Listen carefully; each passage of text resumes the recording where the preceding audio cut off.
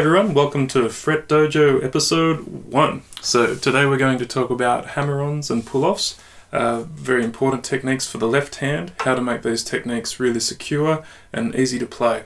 So let's do this.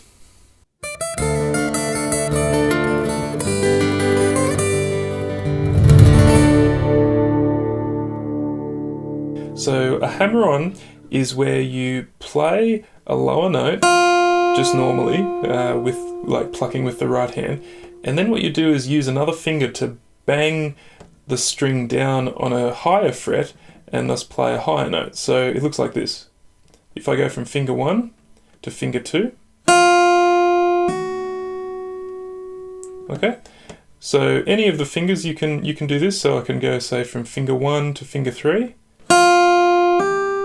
and it needs to be kind of almost like a Bruce Lee style one finger punch, you know, like you're not moving a great deal, but there is, you actually have to have a bit of force there. You can't just sort of go like this without any force. Violins, you can actually still do slurring techniques without sort of actually banging on the string, but a guitar's built differently, so we need to actually bang the finger on, yeah, quite firmly, and the movement has to be sharp and quick.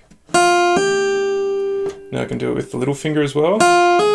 These are especially important because a lot of us have underdeveloped little fingers, and you need to build that strength up in that finger, especially because hammer-ons and pull-offs, they're used a lot with the little finger in solo pieces.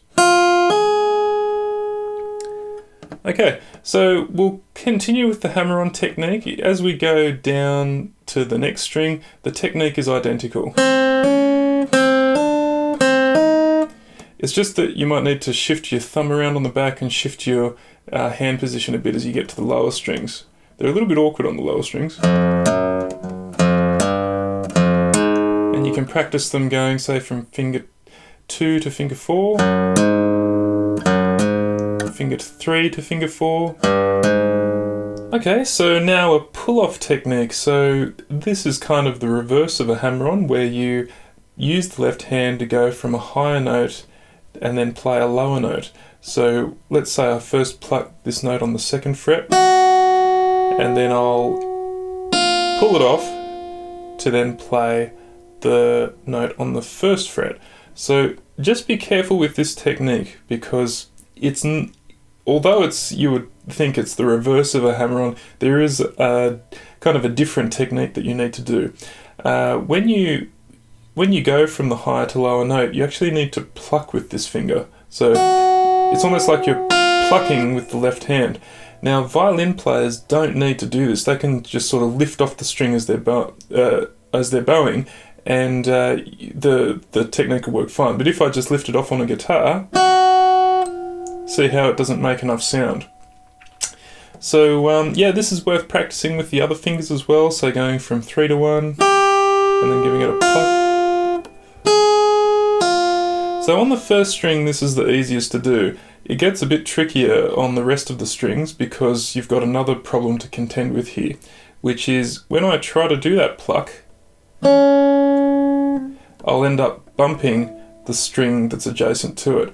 So the way to get around this is you actually deliberately, this is how I do it anyway, is when I do a pull-off on an inner string, I deliberately aim for that next string across and kind of lightly touch it and then jump off it. So it's not like I'm trying to avoid that adjacent string. So this is important, otherwise you'll find these really, really difficult. So some people have a particular physiology where they can do a pull-off and kind of avoid that string there, but I find that my hands are too large for that. So what I do is I pluck, sort of bang into the next string and then come off it quickly. Might be a bit easier to see with the 3rd finger. Oh. See that? I'll go in slow motion. Like that. It's a subtle aspect of this, but you'll find if you practice like that, these will sound a lot better and it'll be easier. Okay, so that's it for this lesson. Thanks very much for watching, and I hope you found this to be useful to improve these techniques, as they are really important for whatever style of guitar playing you're doing. Before you go, I've put together a free download of exercises that you can find on the post for this lesson at FretDojo.com. These exercises are what I reckon to be the most important hammer-on and pull-on exercises to learn. There's often books with pages and pages of these, however you only really need to boil it down to a few to develop your hands. So if you head over to my website, you'll be able to download that. Also, let me know what you think about this video by leaving a comment, and if you would like to see something covered in a future episode of this series, please let me know. You can find out how to contact me at my blog, FretDojo.com, and I'm on Twitter as well. Okay, so thanks again for watching, guys, and I'll see you in the next episode. Bye for now.